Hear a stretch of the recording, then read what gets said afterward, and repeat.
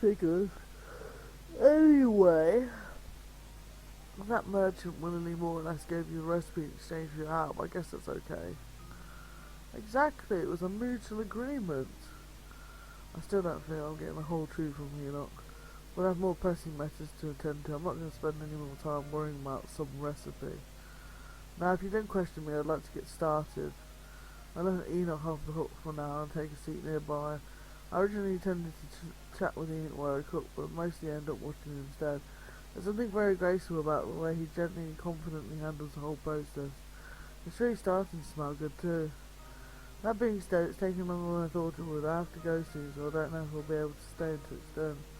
Well, out of the way, I can still enjoy watching Enoch make the dish. That's proving to be more interesting than I thought it'd be. Enoch is really skilled with his hands. Are my hands that interesting, Daniel? I quickly stabbed half of the days like steak I unconsciously slipped into. I hope the expression I was making wasn't too weird. Sorry, I just got caught up watching you cook. You don't have to apologise, I don't mind.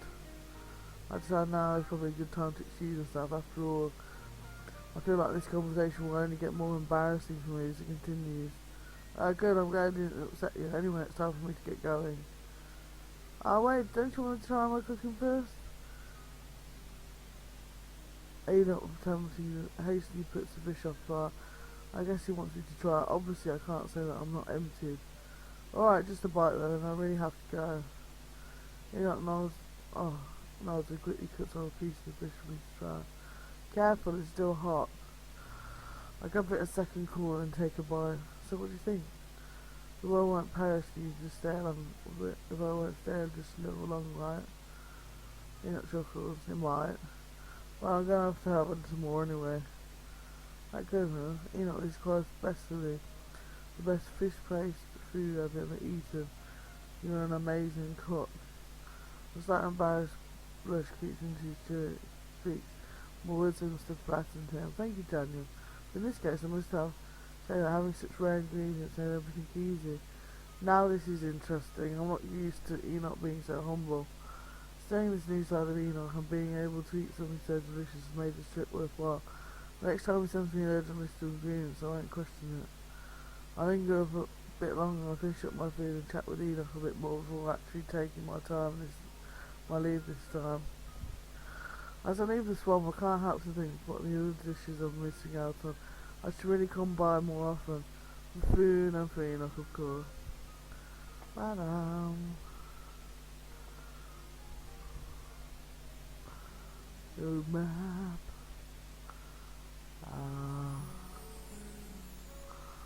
Kill the mine from Dublin.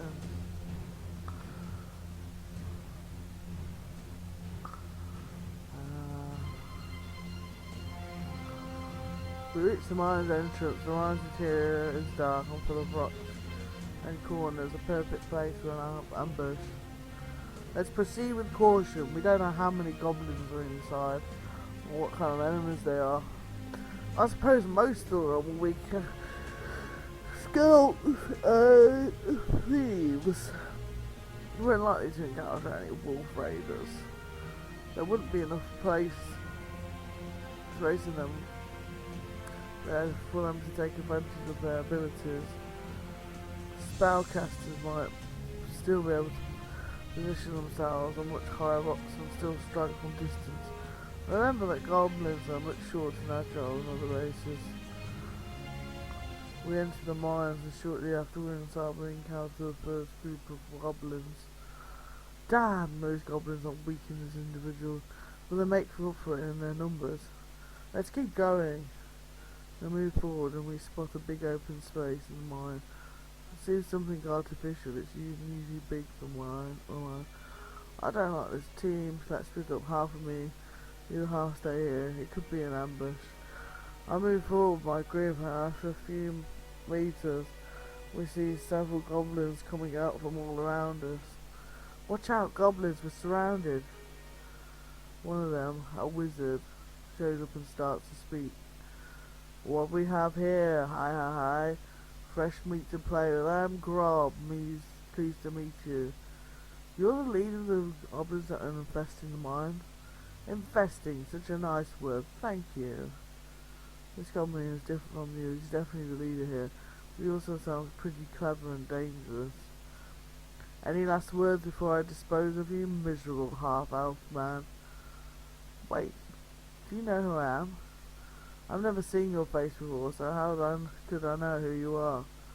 Perhaps you'll know me by my name then. I'm Daniel. Daniel, I don't know many names people that way, unless they're the envy of Grimoire. But what would the envy of Grimoire be doing in a place like this? This is dwarven territory. I can understand why dwarves want to come at me with weapons, but not you. Shouldn't you be back in the Empire? Think about what the word empire means, Scrub. I represent the human empire outside of its borders, and the dwarves happen to be our allies. Oh ho! I suppose the dwarves told you all about how they've been hunting goblins since the old age then. Well, now is our time to fight back.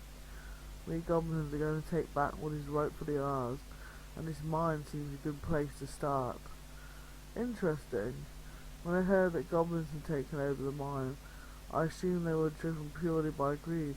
Perhaps this Grog has other motivations beyond greed. These goblins have to be dealt with, and finance may be all that they understand, but perhaps this Grog can be persuaded to let his guard down. Ah. Let me ask you one other question, Grub. What do you want? Right now, feast on your dead bodies, of course. Come on, if you can kill us or not, we won't change your life. What is it you really want? Power, of course. Who wouldn't want more power? And how do you plan on obtaining power staying inside this mine? I can offer you what you want. Grub remained silent, looking at me with my companions, then back to his goblin. I have to assess his chances of victory. Ah! Alright, Half-Elf, what do you propose? Leave the mines now. If you do, I'll promise I'll talk to the Council and Grimoire about your situation. We'll find you and your goblin tribe a better place to live. The goblins behind will Grub seem more convinced than him about my words, but I can tell from Grub's expression that he doesn't like the idea of making a deal, but it doesn't matter. Now that his followers have heard my offer, he's only often are to accept or risk a mutiny. You better keep your word, Daniel. Of course, of course. If you don't hold up to your end of the deal, there will be hell to pay. Your name is known farther and wider than you think, and now I know what your face looks like too. A big group of goblins moved forward towards the exit. I made a quick signal, and the companions who made ambushed the goblins, killing them very quickly. You liar! I should have known. Did you really think that I would make a deal with you? But why? We never did anything to you. The dwarves are our allies. A slight against them is a slight against us. Now it's time for you to pay what you've done. Curses. You might have succeeded this time, but I'll have my revenge one day in Empire Lapdog. God throws a potion on the ground, disappears inside a cloud of smoke. Well, it might be bad, but I doubt it will manage to recruit enough goblins to occupy the mine again. Besides, I think the dwarves will do a better job at guarding this mine from now on. Goblins have infested a very important mine of hammerhands. We need to clear the mine of presence. Getting the dwarves help on next full moon. Okay, blah blah blah. All these ways. Talk with Noir. Daniel, Luana. I attended for the grasslands. Do you wish to accompany me? I came to see you, so I guess that means the answer is yes. Excellent.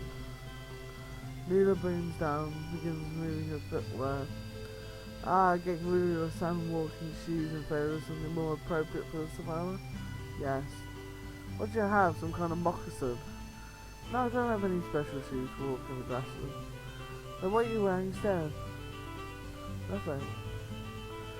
Nora ties the sandals to her belt and begins walking barefoot. You're going barefoot? Yes. Is that safe? Aren't you worried about, I don't know, stepping on something? It's a grassland. There are things that aren't grass, like we've got thistle sticks of rocks poking out of the ground. My foot ain't used to stepping on such things. I worked with the grass and barefoot long enough for the soles of my feet to harden up. What about things like tricks? Aren't you worried about them latching onto your bare feet and sucking your blood? I don't see how wearing sandals will prevent that from happening. And besides, ticks know how to jump. If I cover my feet and they're attached to my legs, you could cover your legs. And then they would be drenched out here, Daniel. Understand this. Out here, the heat of the sun is the greatest threat to my well-being. Not sharp sticks littered on the ground, not ticks, not shrubbery. I appreciate your concern, but I've worked these grasslands far longer than you have. Is this part of your usual patrol? It's not part of my patrol, but I enjoy coming here. What is about the surrounding grassland that you find so appealing? That. Bullets in the shape of a large animal on the horizon. What's that? That's Roo. It looks like a rhino to me. Roo is no ordinary rhino. I see these rhinos, fancy at no eyes right. It's hide and scarred in several places, especially near its neck. I wonder how a rhino gets scars like that. You'd think that the neck would be its most sensitive and protected area, not a lot of chances for a part of its body to get scratched up. That scar near her left hindquarters from last winter. I caught her sleeping and thought that a preemptive strike would be enough for me to win the day. Unfortunately, rhinos can lose a bit of blood and still have enough strength to them to be quite dangerous. The scar near the base of her neck, it came from a moment of peril. Roo had me on my back and was charging, hoping to flatten me. Mercifully, I tried to roll out from under her trampling feet and land a blow right as she passed me. I was lucky to escape with my life. It looks like you and Roo have history together. You could say that. She has it out for me. She seems to me more like you have it out for her. So what are you planning to do to Roo today? Another attempt on her life? No, not today. This part of the savannah is too flat. A charging rhino is most easily defeated by confronting it on an uneven ground. What about those trees? Could you hide up there? Roo could destroy any of those trees while charging. No, this is not the place to confront her. So if you're not planning to confront Roo, why do you come here?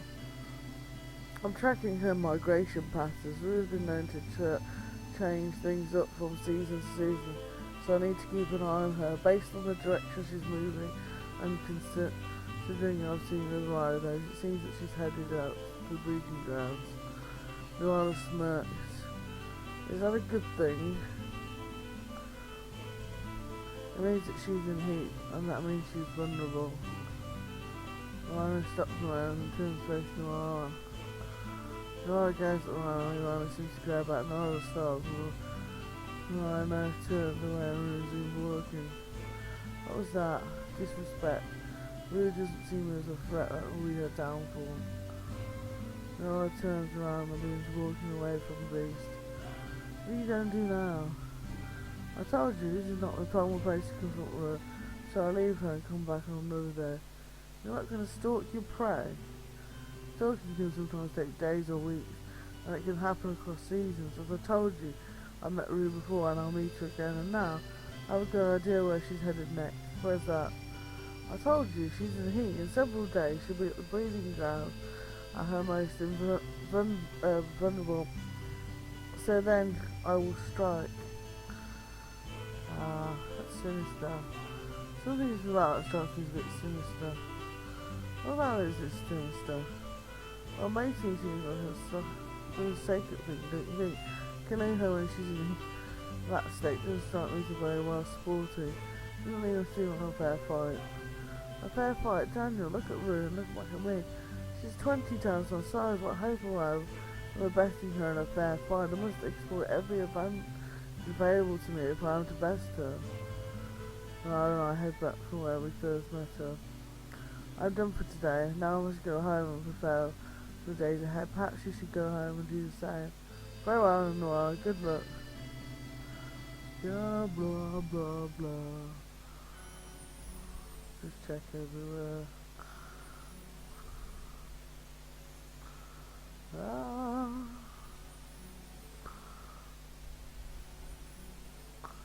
Just checking everywhere.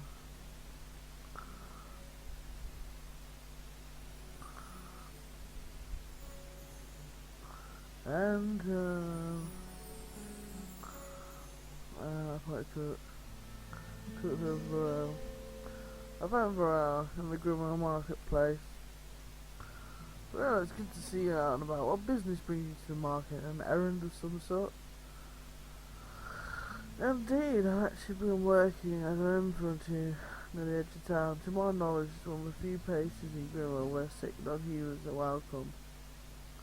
It's also one of the few places in Grimmer where I feel welcome. I've nothing against human society, but sometimes it feels like society has something against me.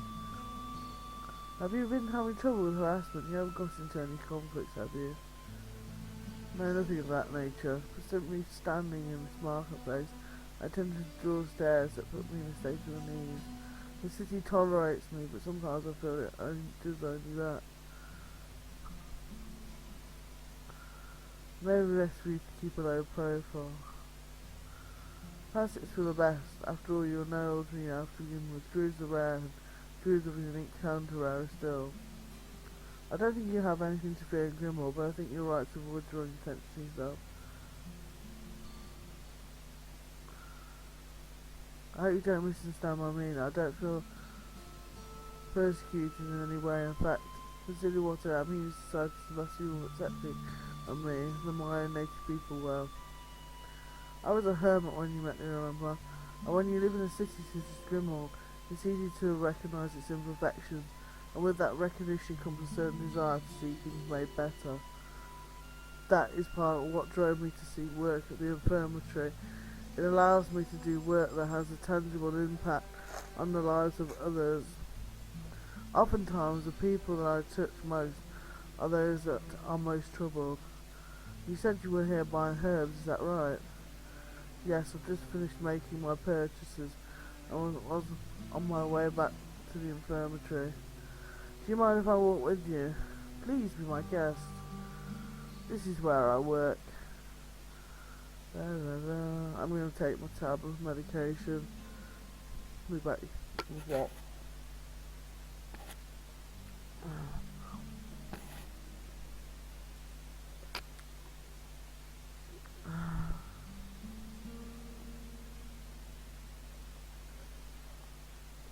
Gotcha.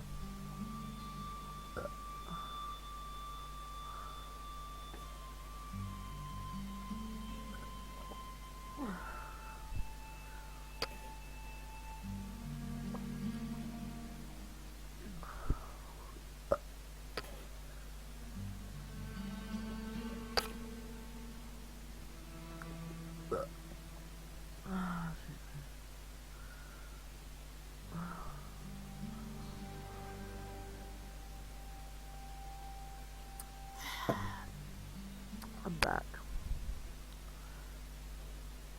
This is where I work. I scan the infirmary. It's one large single room with beds lining all four walls. Every single one is filled, and based on a cursory glance it seems that most of them are owls or dwarves. I count 16 beds in total. This isn't quite what I expected. Most of these people have nowhere else to go. We're an infirmary. We lack the resources of a hospital, but we do have the same job as a hospital with what we have. My services are as a healer are in high demand, but most of the healing that happens in this hospital has to be done by time. I can mend a broken bone, but fixing a bad back is beyond my means. Combat wounds are easy. In combat you're mostly just shifting around flesh that was recently torn apart. It's much harder to restore flesh that has been eaten away by disease. Do you use your special talent? It's a question of use. I imagine it was up to my whims. I never use it, never. But my whims was bow to the needs of the patients here. I offer what I can. Yeah, I can only do so much, and sometimes wonder if I could do more. I think we'd all like to do more for our. There's more suffering in this world than we could address in a lifetime. When I said I wonder if I could do more, I wasn't talking about philosophical speculation. It's a very specific case I have in mind. I've been contemplating action steps. What exactly are you talking about? This boy Rael gestures the bed nearest the door. A small elf child rests beneath a thin sheet, his chest rising and falling with every breath. For this boy, the simple act of taking a breath is an ordeal. Every morning, every night, I give him a bit of vim and vigour drained from the plants near here. It keeps him alive, but this boy will never breathe normally unless I find some way to cement his throat. Is that possible? Ordinarily, I would say no, this isn't a fiction the boy has suffered since birth. As I said, I can fix wounds, but there is a problem with his body's constitution. I can't give him what was never there, or so conventional thinking would suggest. However, he is young, fewer than 3 years old by my estimation. His body is forming new muscle and sinew every day. His body has the capacity to create a new throat for him. But he's so sickly that his body drains any bit of vigour that might be used for building new muscle. His body is in crisis mode, and simply staying alive is a struggle. It lacks the strength to repair his throat. But do you think there may be a way to help him? This wood staff of mine has done well enough to keep him alive, but I've run against its limitations. There is a limit to the amount of vigour I can channel through it. But perhaps infusing it with some kind of herb might increase its potency. Just any old herb. I've tried many herbs, mugwort, thyme, burdock, comfrey. I've tried them all except one, jewelwort. Jewelwort, that sounds like a gem than a herb. Jewelwort does have the luminescent properties one might associate with jewel, hence the name. The same structure that gives it that luminescent properties also makes it potent as a healing agent. It's a beautiful thing to behold and a powerful asset to any potential medicine maker. So why haven't you tried it yet? Jewelwort is exceedingly rare. Every day I go to the American markets in hope of finding some merchant who might have that legendary herb. Unfortunately, there's none to be found. I think it may be extinct. However, I've heard rumours. Go on. An elf merchant passing through suggested that jewelwort had once been sighted in the blighted wood near the edge of the marsh, and you'd like to investigate. It's only a rumour. Isn't worth it to fibre lead a boy's life is at stake. The plains of Namar are treacherous enough. Who knows what dangers lurk in the blighted wood? It's certainly more than I could face alone, and I wouldn't wish to foist that danger upon anyone. What if I accept the risk willingly? We can go together. I feared you might make such an offer. Your mission is more important than any of my personal concerns. I wish you wouldn't jeopardise your own safety with something that has nothing to do with you.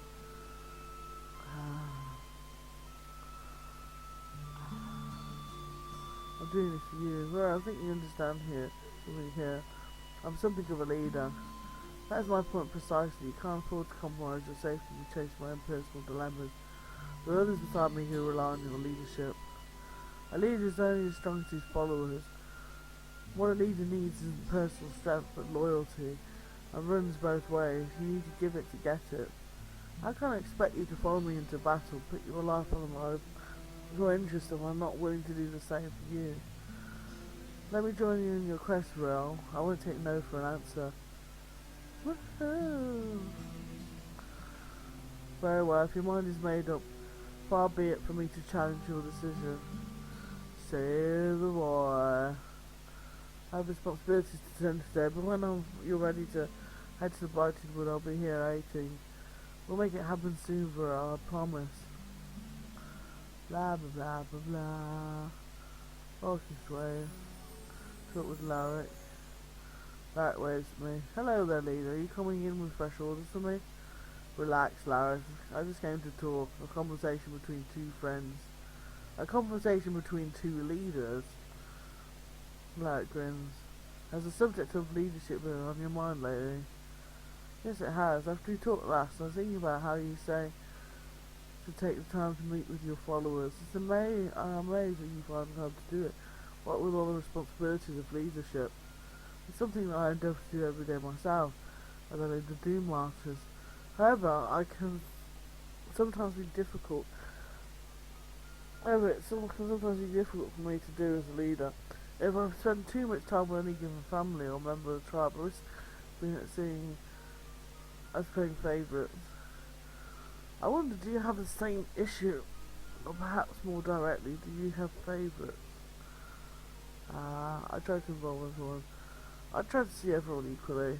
Now it's interesting to hear you say, how can everyone be equal in your eyes? Clearly there are people who are more effective than others. Different people have different strengths and weaknesses. How effective someone is in combat can be a difficult thing to quantify. Does a hero contribute more to a team's victory than a warrior? Does a fast fighter with low stamina have more value than a slow moving warrior with more stamina? I've asked myself the question whether it's better for sword fighters to wear light armour which gives them freedom of movement, or heavy armour to give them better protection. And oftentimes there's no clear answer. Depending on the situation, different people will be more effective than others, but that doesn't mean they are better. Depends on the situation, that's why I try to involve everyone. Different tasks call for different people. Ooh, I'm gonna have sex with Larrick soon. Well said, Daniel. Spending time with someone seems like a good way to discover their weaknesses and strengths. I must admit that I do admire capabilities as a leader, and I wonder how many of them I should adopt myself. You and I are different in many ways. Excuse me. How the hell do you mean? Both you and I lead tribes in a sense, but in my tribe, people are born into it from the moment they leave the room.